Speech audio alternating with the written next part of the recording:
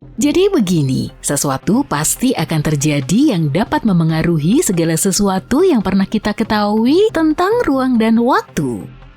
Kamu pernah mendengar tentang lubang hitam kan? Fenomena yang lebih padat dari kehidupan yang biasanya ada di pusat galaksi. 2 di antaranya yang terletak 9 miliar tahun cahaya dari bumi diperkirakan akan saling bertabrakan. Astaga, aku nggak ingin berada di sana untuk melihatnya. Yuk kita luruskan satu hal, lubang hitam adalah benda yang paling kuat di seluruh alam semesta yang kita ketahui. Jika mereka memutuskan untuk melakukan Revenge of the Sith pada kita akan hancur.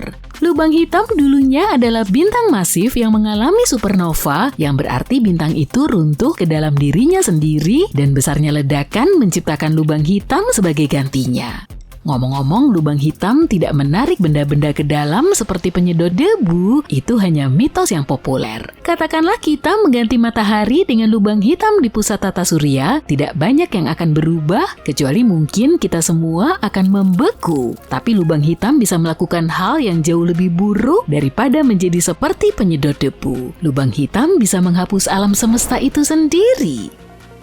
Jika lubang hitam mengikuti garis waktu normal, maka ia akan mengalami proses pembentukan hingga lenyap sama sekali. Tapi proses ini sangat-sangat lambat, butuh miliaran dan miliaran tahun sebelum lubang hitam kehilangan masanya sama sekali. Hal itu terjadi karena lubang hitam terus-menerus kehilangan masanya setiap detik. Lubang hitam memancarkan masanya seperti tekoteh yang mendidih dan kehilangan airnya sebagai uap. Tapi segala sesuatunya jarang berjalan sesuai rencana, baik dalam kehidupan kita maupun tampaknya di alam semesta itu sendiri. Jadi tidak terlalu mengejutkan jika kita mengetahui ada 2 lubang hitam yang sedang dalam perjalanan menuju kehancuran. Itulah yang ditemukan oleh para ilmuwan baru-baru ini. Anggap saja ini adalah salah satu alasan kenapa komunitas ilmiah sedikit panik. Pertanyaan pertama yang muncul di benakku adalah, apa artinya hal itu bagi kita manusia? Pemusnahan total? Tidak perlu sedramatis ini. Skenario terbaiknya kita akan mengalami pengalaman seperti di Interstellar. Aku ikut dong. Yuk kita mundur sedikit untuk memahami bagaimana hal ini bisa terjadi. 45 tahun yang lalu, sekelompok ilmuwan mulai memperhatikan perilaku aneh yang datang dari galaksi yang sangat jauh. Galaksi tersebut berada pada jarak 9 miliar tahun cahaya dan nama ilmiahnya sangat rumit. Tapi kita sebut saja galaksi itu galaksi super jauh ya. Kamu mungkin bertanya-tanya, gimana para ilmuwan bisa mengamati lubang hitam yang sangat jauh ini kalau dia tidak memancarkan cahaya? Pertanyaan yang bagus, itu karena lubang hitam mengumpulkan piringan gas di sekelilingnya dan memancarkan sebagian materi ini ke ruang angkasa. Semburan ini bisa dideteksi dari jarak jutaan tahun cahaya.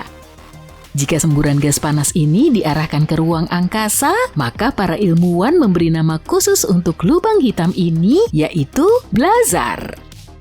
Salah satu blazar yang menarik perhatian dunia akhir-akhir ini namanya panjang, tapi kita sebut saja Andy. Bayangkan kamu seorang ilmuwan di Caltech dan kamu sedang mengamati blazar di teleskop radiomu, kamu melihat perilakunya yang aneh. Kecerahannya naik turun seperti detak jam.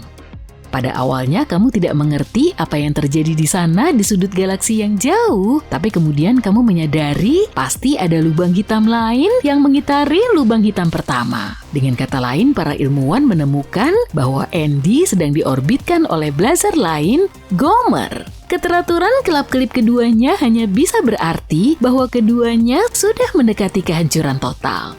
Lebih parah lagi, masing-masing dari kedua blazar tersebut diperkirakan bermasa beberapa ratus juta kali masa matahari. Pernahkah kamu melihat matahari kita? Itu sangat besar, masanya 333.000 kali masa bumi. Artinya kita ditakdirkan untuk menghadapi sesuatu yang di luar kemampuan kita.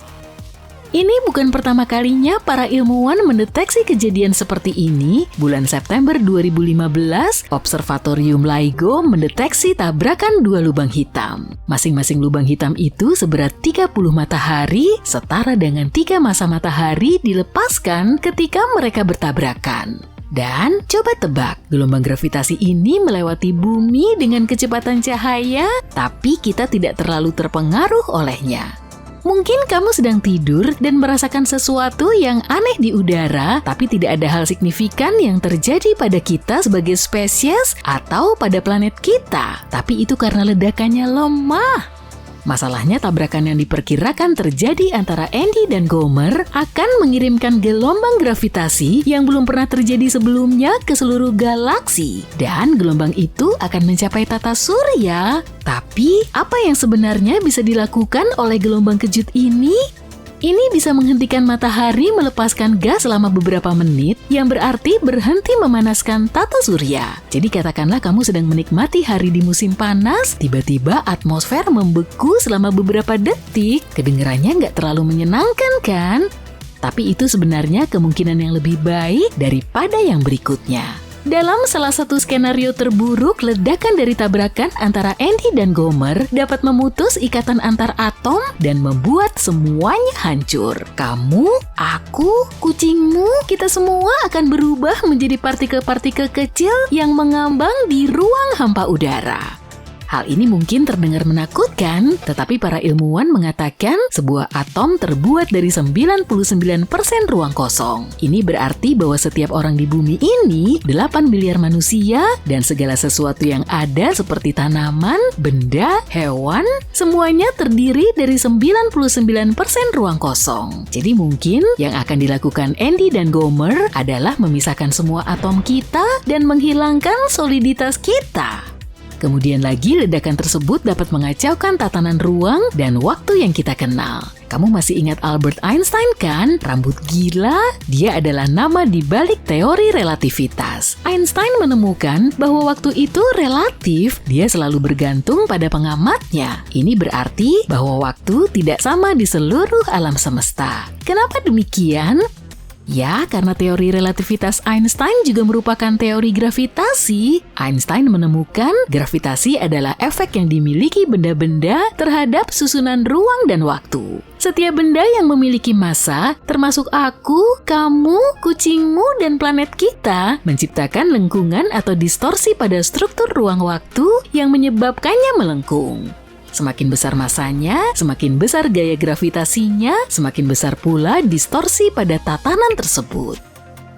Mungkin terdengar rumit, tapi inilah yang menciptakan persepsi ruang dan waktu yang berbeda di seluruh kosmos. Inilah sebabnya mengapa kamu akan menua dengan cara yang berbeda di bumi dan di Jupiter. Inilah sebabnya mengapa waktu berlalu dengan sangat berbeda bagi para astronot yang sedang menjalankan misi panjang dan bagi orang-orang yang tetap tinggal di bumi.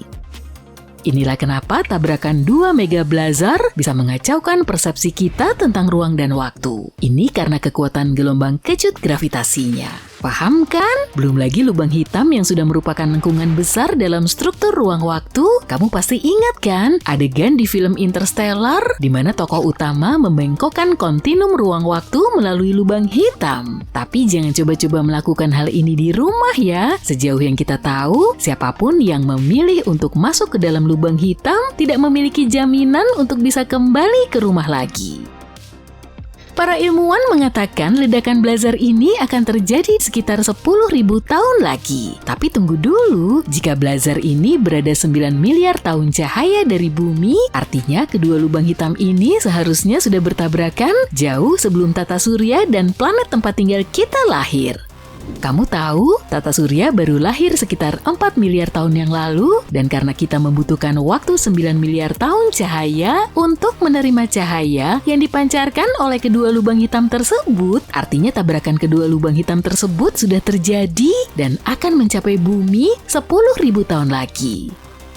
Artinya gelombang kejut sudah melintasi galaksi-galaksi saat ini, tapi tetap saja ini adalah sesuatu yang bahkan tidak akan bisa disaksikan oleh cucu-cucu kita.